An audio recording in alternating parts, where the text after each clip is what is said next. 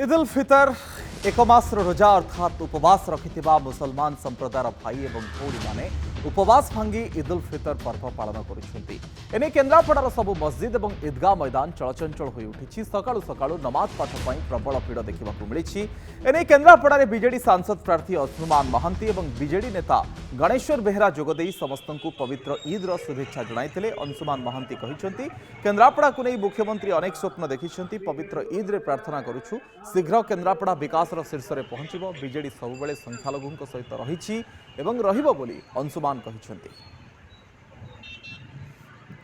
BJD सबुबले संख्यालघु सांगे अच्छी केमती उत्थान हो पार सामाजिक कल्याण हो पार से दिगरे सब प्रचेषा रही आगुक मेडिकल आवश्यकता अच्छी। केन्द्रापड़ा जिले में प्रथम दाबी आमर रही मेडिकल कॉलेज बाबद आम माननीय मुख्यमंत्री को से विषय अवगत भी कराइछु।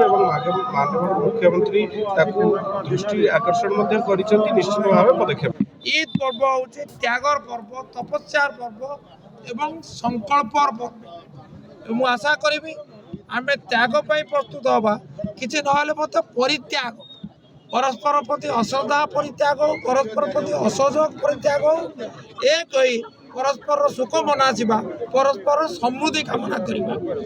आज दिन में ये अवसर में आपण मैंने सुजोग देइथिबारु आपण को जरिया आपको धन्यवाद देवा समस्त केन्द्रापड़ावासी को पुणी थे अभिनंदन।